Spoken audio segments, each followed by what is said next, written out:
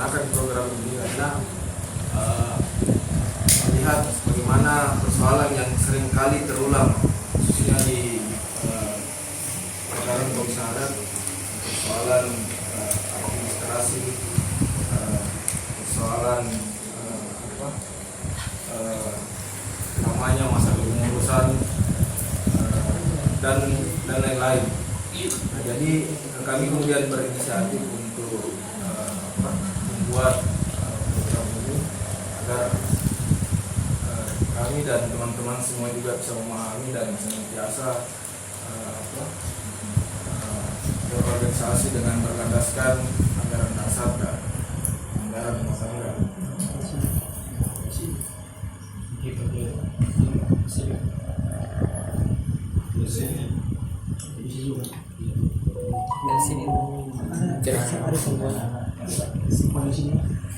Dan dasar bukan masuk Islam.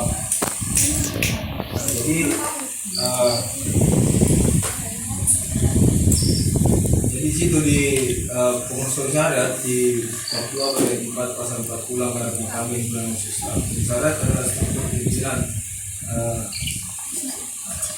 khususnya program komisariat adalah komisariat merupakan organisasi yang terbentuk dalam satu atau beberapa kategori atau komunitas yang membentuk universitas di perguruan tinggi. Nah, ini yang penting. Yang kedua, B. Masa jabatan pengurus komisariat adalah 1 tahun terhitung sejak pelantikan serta terima jabatan dari pengurus komisariat pensiuner. Ya. Jadi untuk pengurusan atau komisariat itu kemudian terhitung setelah pelantikan. Nah, karena mungkin ada beberapa kendala kemarin sehingga banyak komisariat khususnya di lingkungan Sabang Buan Raya kemudian lama pelantikannya. Ya, jadi itu terhitung pelantikannya setelah terhitung pengurusannya setelah pelantikan. Nah, yang penting juga kita pahami di sini karena dalam beberapa tahun ke belakang banyak komisariat yang kemudian melewati batas. Batasnya komisariat itu menjabat 1 tahun 8 bulan. 1 tahun 8 bulan. Jadi ketika ada misalnya komisariat yang menjabat lebih dari 1 tahun 8 bulan, saya kira itu sudah menyalahi anggaran dasar dan anggaran rumah tangga. Begitu teman-teman sekalian. Nah, selanjutnya tugas dan wewenang pengurus komisariat. Nah, ini mungkin perlu juga kita pahami bagaimana sebenarnya tugas dan wewenang seorang pengurus komisariat. Nah, jadi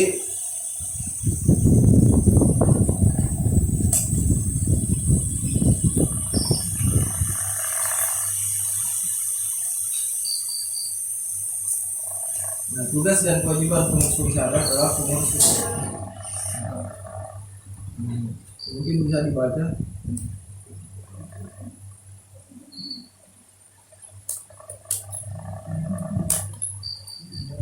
Nah, termasuk melaksanakan hasil-hasil ketetapan rapat anggota komisariat, pelaksanaan organisasi di tingkat cabang dan ketentuan organisasi lainnya. Nah, bahwa yang mana yang dimaksud dengan melaksanakan ketetapan rapat, yaitu rapat anggota komisariat, yaitu misalnya ada rekomendasi ataupun pada saat rapat itu kemudian ya bisa dilaksanakan hasil ketetapan tersebut seperti itu. Nah, kemudian menyampaikan kurang lebih 3 bulan sekali laporan kerja urusan kepada pengurus cabang. Selanjutnya menyelenggarakan rak, menyampaikan laporan pertanggungjawaban. Nah, laporan 3 bulan yang seperti disampaikan di poin D itu adalah disesuaikan dengan pedoman sistem pelaporan organisasi yang telah ditetapkan. Jadi segala program yang dilaksanakan oleh pengurus komisariat setelah 1 tahun masa pengurusan itu kemudian akan dipertanggungjawabkan atau dilaporkan kepada forum rak.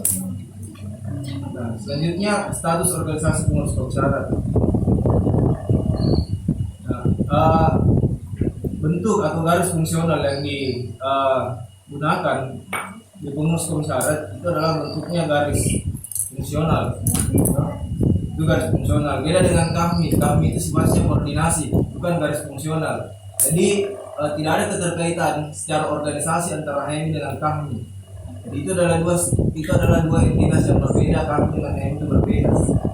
Jadi dia hanya secara garis koordinasi dan bukan fungsional. Yang dimaksud dengan fungsional yaitu hubungan antara ketua komisariat, sekum, sekretaris umum, ketua bidang, sekretaris umum sampai di departemen.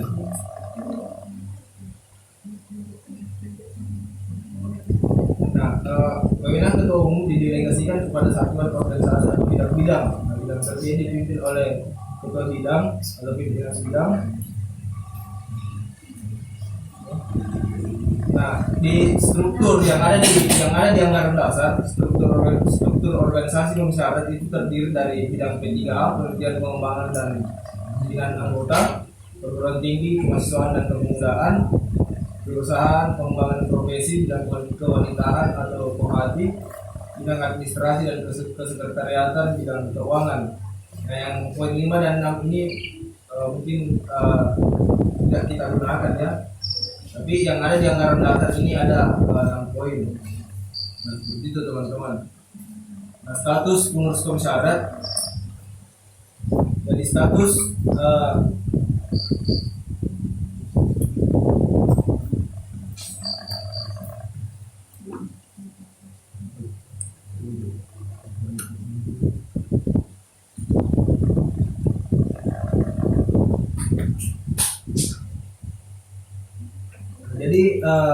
kita lanjut tempat pengambilan keputusan tertinggi atau tempat pengambilan keputusan di komisariat itu adalah ada di rapat harian, rapat presidium, rapat bidang, rapat kerja.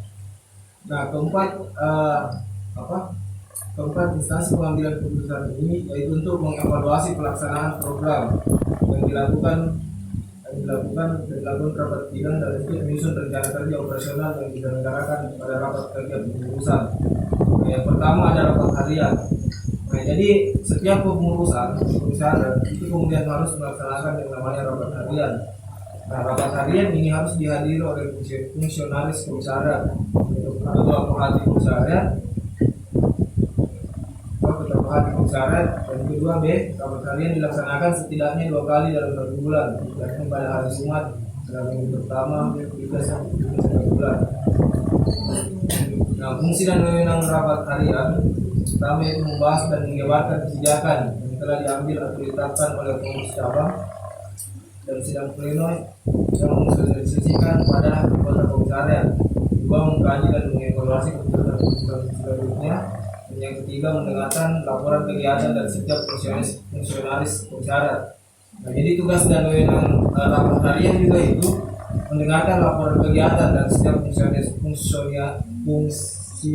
komisariat. Yang maksudnya adalah mendengarkan kegiatan-kegiatan yang telah dilaksanakan oleh bidang P3A, PTKP, KPP maupun Kohati. Makanya seluruh fungsionaris cabang itu harus komisariat itu harus hadir pada rapat harian, karena di situ nanti akan melaporkan kegiatan-kegiatan apa yang telah dilaksanakan dan apa yang belum dilaksanakan. Jadi itulah tempat bagaimana kemudian mengevaluasi apa yang kemudian telah ditetapkan di rapat kerja. Kita rapat kerja. Selanjutnya rapat presidium, yaitu dihadiri oleh ketua umum, ketua bidang, sekretaris umum, bendahara umum dan wakil bendahara umum. Nah, rapat presidium ini dilaksanakan setidaknya 4 kali dalam 1 bulan, yakni pada hari Jumat, pada tiap minggu, untuk minggu pertama, kedua, dan ketiga diintegrasikan ke dalam rapat harian. Nah, fungsi dan wewenang rapat presidium mengambil keputusan tentang pengembangan intern organisasi sehari-hari, khususnya dalam hal perkembangan situasi perguruan tinggi dan kemahasiswaan dalam upaya pembinaan komisariat. Nah, maksudnya di sini wewenang rapat presidium itu bagaimana kemudian para presidium di komisariat itu mampu membaca situasi perguruan tinggi, mampu membaca situasi apa yang sedang terjadi di kampus dengan kondisi yang terjadi kemahasiswaan sebagai upaya untuk bagaimana kemudian melakukan pembinaan terhadap komisariat. Nah, maksudnya pembinaan terhadap komisariat ini adalah pembinaan terhadap kader-kader atau anggota-anggota yang ada di komisariat.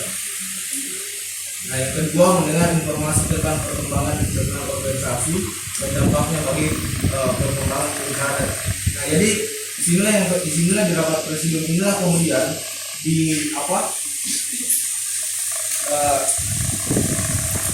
didiskusikan bagaimana perkembangan organisasi khususnya komisariat ini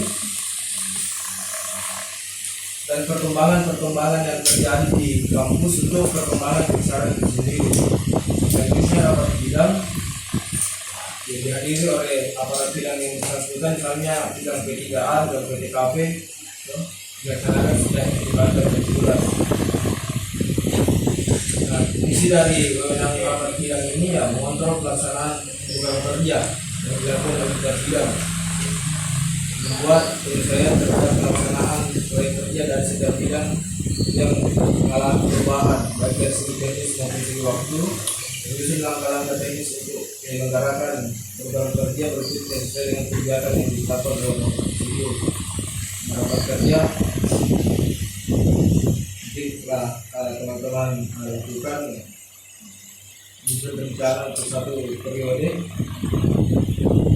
menyusun rencana agar perkembangan dan pengeluaran untuk seluruh kegiatan pengurus komisariat selama satu periode pengurusan. Mungkin itu saja. Jadi itu mungkin secara misalnya bagaimana tugas-tugas yang harus dilakukan oleh komisariat. Itu mungkin sekalian. Jadi ya, saya rasa juga mungkin teman-teman juga di pengurusan atau di komisariat itu harus tadi memahami tanggung jawabnya dalam setiap bidang. Kalau misalnya ya di bidang P3A menyelenggarakan pembinaan anggota komisariat dengan melakukan pengawasan terhadap training maupun aktivitas yang diselenggarakan oleh komisariat, melakukan penilaian baik dari segi program maupun edukasi terhadap aktivitas anggota maupun aktivitas yang diselenggarakan oleh komisariat, mengusahakan tidak lanjut dari setiap aktivitas anggota komisariat termasuk penilaian pelaksanaan aktivitas selanjutnya dan melakukan anggota maupun komisariat. Mungkin ini juga sudah teman-teman baca ya di anggaran dasar. Saya kira itu mungkin yang harus teman-teman laksanakan. Mungkin itu saja secara garis besar. Mungkin ada hal-hal teknis yang mungkin teman-teman bisa diskusikan. Misalnya dalam pengurusan atau mutasi anggota, misalnya contohnya itu kayak contohnya dari komisariat Usuluddin, ada mahasiswa dari komisariat Usuluddin itu kemudian basic di komisariat ekonomi. Nah, itu komisariat ekonomi itu dalam dia tidak boleh mengeluarkan surat mutasi. Jadi bukan surat mutasi yang dikeluarkan di situ. Tapi maksudnya komisariat bisa bikin surat pernyataan bahwa benar dia telah mengikuti di situ. Karena mutasi itu peralihan dari cabang yang satu ke cabang yang lain. Kalau komisariat kan surat pernyataan. Kalau komisariat, kalau saya itu surat keterangan bahwa dia benar telah mengikuti basic training di komisariat ekonomi. Jadi setelah diberikan surat keterangan biar kader-kader ini kemudian koordinasi sama komisariat.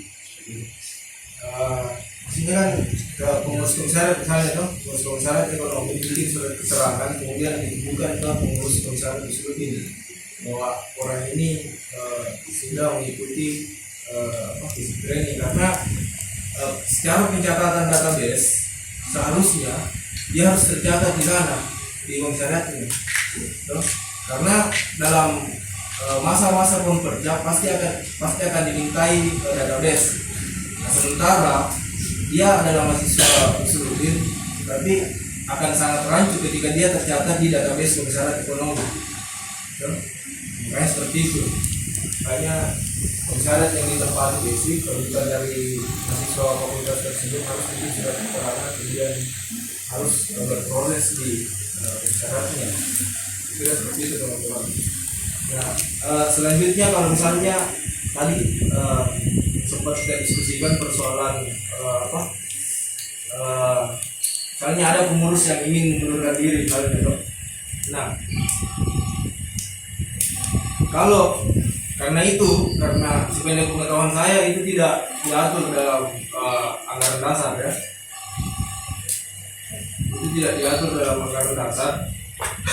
Nah, jadi misalnya dalam satu pengurusan ada pengurus, misalnya Kabit P3A mau mengundurkan diri menjadi Kabit P3A, ya dia harus membuat surat pernyataan pengunduran diri. Surat pengunduran diri sebagai Kabit P3A dan kemudian bertandatangan di atas materai. Kemudian dilakukan reshuffle. Gitu. Dan nanti misalnya cabang bisa buatkan lagi reshuffle. Seperti itu. Nah, yang selanjutnya yang mungkin penting adalah saya akan menjelaskan tentang persoalan rangkap anggota, rangkap jabatan di HMI. Nah, di pasal 10 anggaran rumah tangga HMI yang mengatur tentang keanggotaan dan rangkap jabatan. Nah, pasal 9 anggaran rumah tangga himpunan mahasiswa menyebutkan bahwa dalam keadaan tertentu anggota HMI dapat merangkap jabatan menjadi anggota organisasi lain atas persetujuan pengurus HMI cabang. Jadi dia bisa kemudian merangkap menjadi anggota organisasi lain tapi atas persetujuan pengurus HMI cabang. Nah, pengurus HMI tidak dibenarkan untuk merangkap jabatan pada organisasi lain sesuai dengan ketentuan yang berlaku. Nah, selanjutnya ketentuan rangkap jabatan seperti yang dimaksud pada ayat B di atas diatur dalam ketentuan peraturan tersendiri. Nah, anggota HMI yang mempunyai kedudukan pada organisasi lain di luar HMI itu harus menyesuaikan tindakan-tindakannya dengan anggaran dasar dan anggaran rumah tangga. Jadi misalnya ada teman-teman yang kemudian memiliki kedudukan lain di organisasi selain HMI, itu harus menyesuaikan tindakan-tindakannya dengan anggaran dasar dan anggaran rumah tangga. Saya kira itu yang dimaksud dengan independensi, bahwa seperti yang selalu kita dengar mungkin pada saat materi konstitusi, kau boleh mungkin punya banyak kepentingan di luar sana, tapi jangan pernah sekali-sekali memasukkan kepentinganmu yang ada di luar ke dalam HMI. Saya kira seperti itu maksudnya teman-teman sekalian, bahwa jangan pernah membawa kepentingan dari luar untuk masuk ke dalam HMI, karena itu harus disesuaikan dengan anggaran dasar dan anggaran rumah tangga. Nah, selanjutnya yang mana yang kemudian yang dimaksud dengan rangkap anggota teman-teman sekalian? Nah, jadi yang dimaksud dengan rangkap anggota adalah seorang anggota HMI dan juga menjadi anggota organisasi lain di luar HMI dalam waktu yang bersamaan. Nah, kemudian yang organisasi yang dapat dirangkap adalah organisasi sosial kemasyarakatan yang identitas, asas tujuan dan usahanya tidak bertentangan dengan identitas, asas tujuan dan usaha-usaha HMI. Selanjutnya, badan-badan di luar HMI seperti instansi, lembaga-lembaga pemerintah atau swasta dengan ketentuan-ketentuan tersebut pada poin A. Jadi dia tidak bertentangan dengan identitas, asas tujuan dan usaha HMI. Nah, yang dimaksud dengan rangkap jabatan adalah anggota HMI yang sedang menduduki suatu jabatan struktural untuk pengurusan pada organisasi lain. Nah, jabatan yang dimaksud di atas adalah jabatan struktural, bukan jabatan fungsional. Jabatan struktural itu adalah ketua, ketua umum, sekretaris umum, ketua bidang, seperti itu.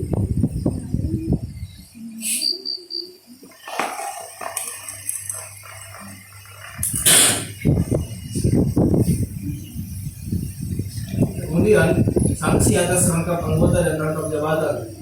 Jadi anggota kemudian pasal 10 Anggaran Dasar Rumah Tangga Himpunan Mahasiswa menyebutkan bahwa anggota dapat diskors atau dipecat karena A. Dia bertindak bertentangan dengan ketentuan-ketentuan yang ditetapkan oleh HMI. Selanjutnya, bertindak merugikan dan mencemarkan nama baik himpunan mahasiswa.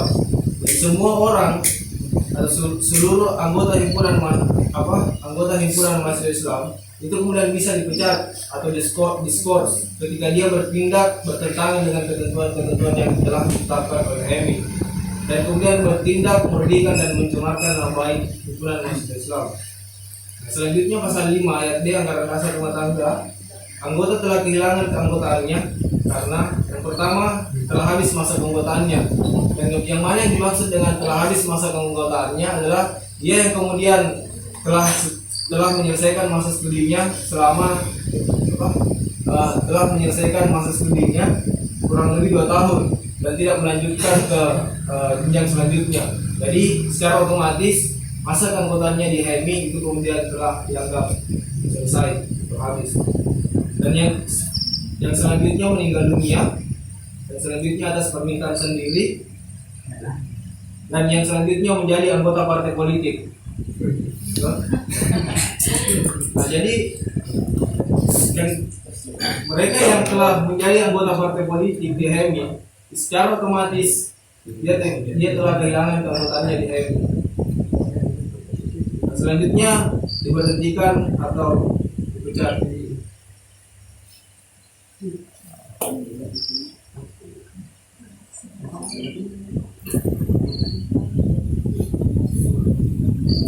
Sekira seperti itu teman-teman sekalian. Mungkin itu saja secara garis besar untuk secara detail mungkin juga bisa teman-teman lihat di acara dasar. Mungkin saja secara garis besarnya dan mungkin itu yang agak penting juga soal rangkap jabatan apa dan segala macam, soal tugas dan wewenang pengurus komisariat, masalah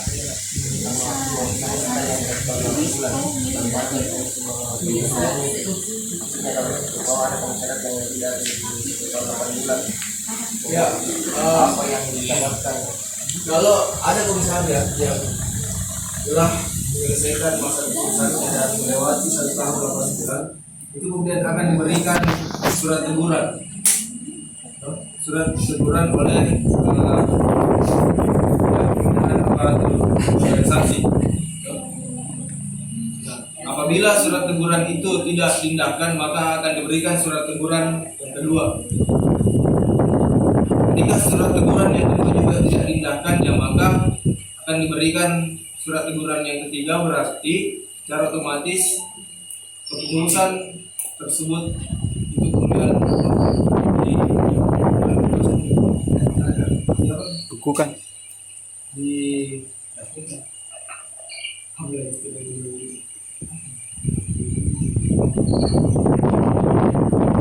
ya seperti itu di BJSK pengurusannya, bukan komisariatnya ya, pengurusannya.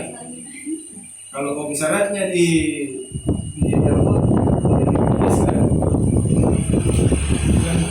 tapi pengurusannya. Nah, itu pun juga nanti akan berimbas ketika kepengurusan itu di PJS karena tidak secara otomatis dia akan turun. Jadi bukan lagi komisariat penuh, itu lagi komisariat persiapan. Status komisariat seperti itu.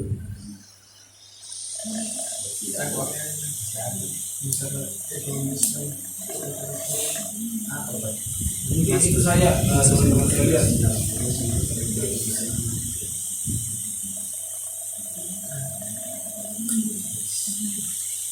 Jadi saya akan ke menjelaskan persoalan persoalan.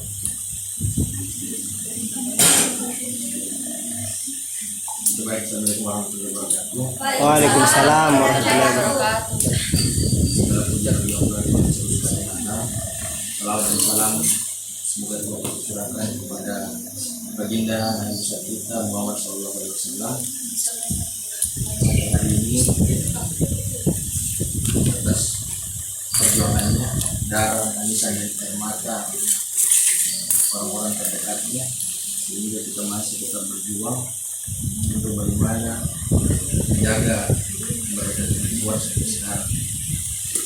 Jadi terima kasih atas kesempatan yang diberikan oleh bidang PAO di berhubung kami memiliki kesepakatan ini seperti itu untuk membuat satu kegiatan yang kegiatannya hampir sama. Kebetulan bidang PAO ini merupakan bidang internal ya ini yang mengurusi persoalan atau dapur ini tanpa mengurus yang lain di luar sana seperti itu. Begitupun juga dengan sekretaris memiliki dua fungsi internal dan eksternal. Jadi kalau kita berbicara persoalan kesekretariatan, kan materi yang diberikan kepada saya ini adalah pembinaan administrasi. Saya tidak tahu teman-teman di sini sebelum datang duduk bersama ini apakah sudah pernah membuka draft hasil kongres atau belum. Karena kalau teman-teman belum menyaksikan itu, maka bisa dibilang saya seperti mengajari anak SD yang hanya ingin disuapi seperti itu ya. Karena kita berbicara persoalan administrasi, maka pedoman itu ada di hasil kongres. Yang pernah lihat hasil kongres di sini siapa kira-kira? Yang pernah lihat? Ya, berapa halaman kira-kira hasil kongres? 400. Ada yang lain lagi?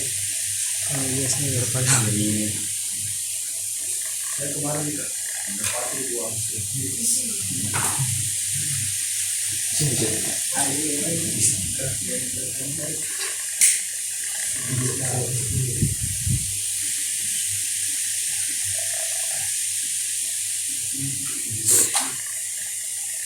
ada lagi yang satu lagi kan? Ada lagi. Ada yang satu 400 betul. Yang satu itu yang 500-an lebih. Jadi yang 400 itu kemarin saya sudah coba berkomunikasi dengan teman-teman di luar Raya. Kira-kira yang mana naskah yang harus dipakai karena ada beberapa hal yang paling spesifik di situ yang bisa menjadi identitas apakah hasil kongres ke-30 di Ambon itu berubah setelah dokumen hasil kongres ke-9 itu direvisi begitu. Nah, ternyata dua hasil kongres tersebut dalam pedoman kesekretariatan khususnya di poin terkait dengan administrasi surat menyurat atau administrasi ketatausahaan ada yang berbeda di situ. Sebelum saya masuk lebih jauh, ya saya terima kasih kepada teman-teman yang mungkin hanya beberapa yang sudah membuka itu hasil kongres. Dan kita selalu ingin mengikuti yang namanya kongres, tapi kita fobia dengan membaca hasil kongres dan bahkan malas untuk melihat karena banyaknya lembaran yang ada di situ. Jadi kalau kita berbicara tentang pedoman sekretariatan, ada beberapa poin di situ yang dibahas. Yang pertama itu tentang pendahuluan, yang kedua tentang sekretariatan,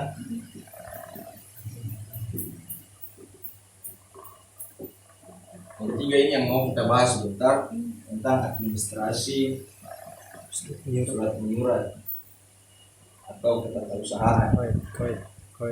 Yang keempat itu administrasi juga tentang kearsipan. Yang kelima administrasi tentang keanggotaan. Jadi di HMI itu yang membuat HMI masih eksis sekarang karena surat menyuratnya sangat teratur dan lugas seperti itu.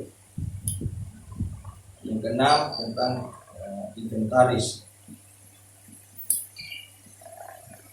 Yang ketujuh tentang administrasi perpustakaan. Yang kedelapan terkait tentang keprotokoleran. Jadi pembahasan terkait dengan administrasi tentang kesekretariatan itu dibahas lugas dalam 8 poin. Tapi yang mau diterangkan di malam hari ini, kita berbicara tentang poin ketiga, poin kelima. Karena kalau kita dalam sebuah cabang yang tata kelola surat menyuratnya itu tidak bisa dibilang tidak teratur di tiap komisariatnya, berarti ada yang gagal dengan pemahaman kita dalam melihat konstitusi itu sendiri. Karena kita sudah tahu senjata kenapa HMI masih eksis sampai sekarang itu karena tata kelola administrasi surat menyuratnya sangat tertib. Jadi beda dengan MPO ya. MPO itu sangat gampang sekali diidentifikasi di luar daripada logonya. Dia memiliki ciri khas sendiri dalam melihat bagaimana porsi suratnya. Jadi kita akan mulai dengan administrasi surat menyurat atau bisa dikatakan keperusahaan. Jadi ini sudah ada di sini. Ada beberapa yang saya dapati seperti ini. Ini komisariat syariah ya. Jadi kita mungkin sering ketahui bahwasanya surat terdiri dari surat dan semacamnya ya. Surat, penomoran, tujuan, pembuka, isi, penutup, tanggal, dan mungkin bertanda tangan seperti itu. Kita akan mulai dari surat. Jadi surat yang ada di atas ini, jadi semua punya takaran dan tidak sembarang seperti misalnya teman-teman melihat kalau saya jadi sekretaris begini bagusnya dibuat surat. Jadi bagus fontnya seperti ini, tidak begitu ya. Di DM itu dijelaskan dan bahkan diperhatikan mulai dari bentuk fontnya begitu. Jadi kalau kita melihat yang saya baca dari 2 hasil kongres yang 400 halaman, ternyata yang 400 halaman itu yang ditawarkan pada saat teman-teman kemarin melakukan kongres. Nah, keluar hasil revisi yang 500 halaman ini dengan logonya, dengan tiap-tiap konsiderannya itu mewakili tiap-tiap bab pembahasan. Kalau di 400 halaman konsiderannya itu tertata rapi di awal. Sedangkan yang 500 halaman itu sudah dibagi, jadi tentang administrasi kesekretariatan itu sudah konsideran sendiri. Nah, beda yang 400 halaman, konsiderannya masih di halaman pembuka. Jadi 01 K30. Jadi kodenya dia Kongres strip 30 begitu. Nah, jadi nanti bisa dilihat lah, nanti saya share hasil-hasil kongresnya. Kita akan mulai dari sini. Sebenarnya pusing juga saya ini mau jelas. Ini kata pengurus peran mahasiswa Islam ini menggunakan font ini. Jadi saya sampaikan saya langsung ya. Jadi yang perlu diperhatikan dari 2 buah hasil kongres yang saya dapat itu terdapat perbedaan penempatan logo HMI. Ada yang di dalam garis ini, ada yang runcingnya tepat pada ujung garis.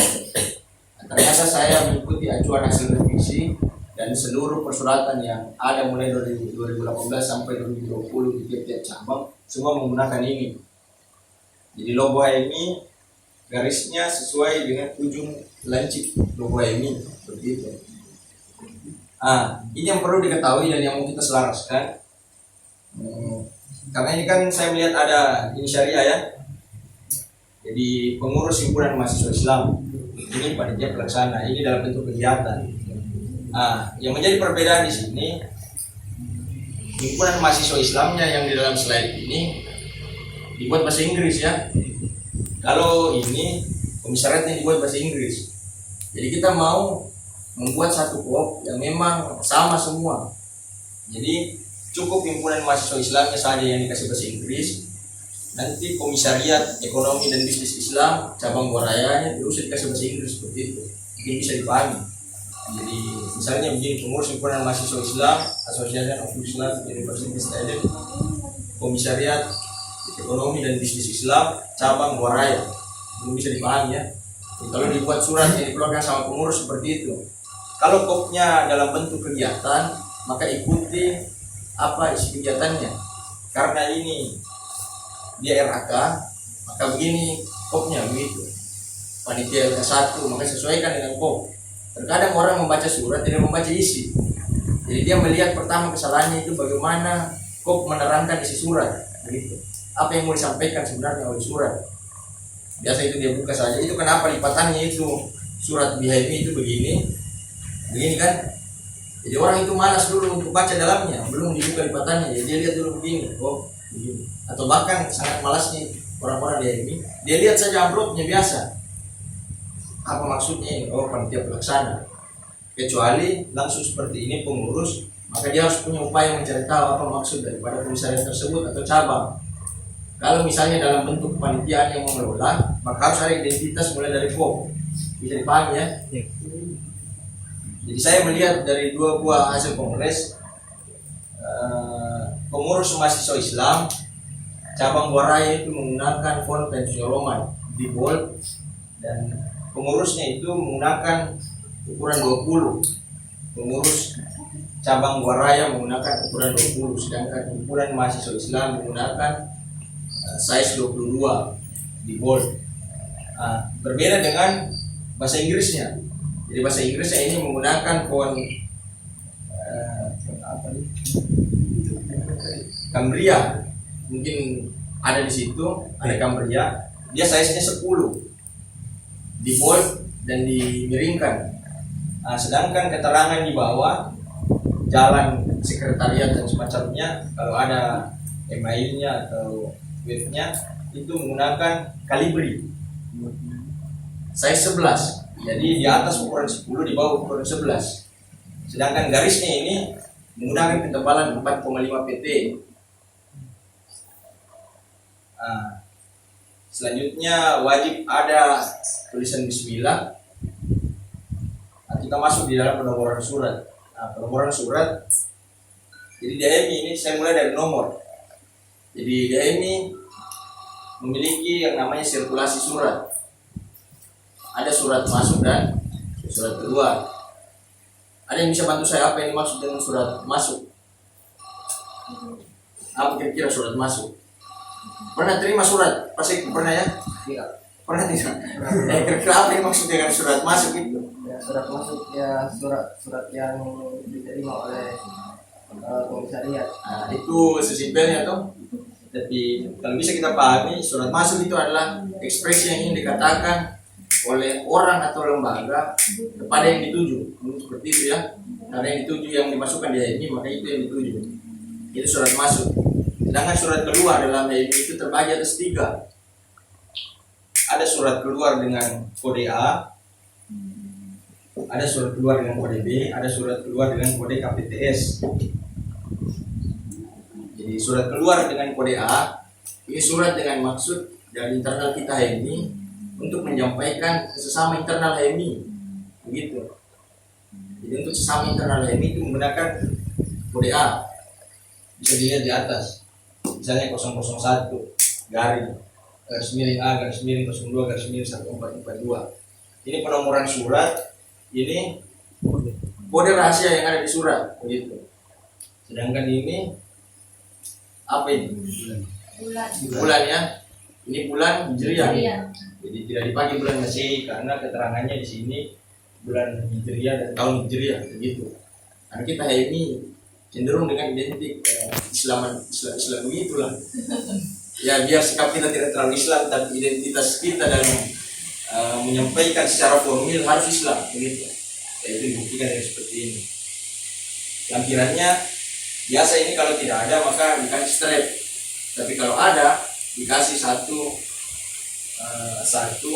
berkas begitu. Kalau lebih dari 2 kan, perialnya harus jelas. Jadi perialnya ini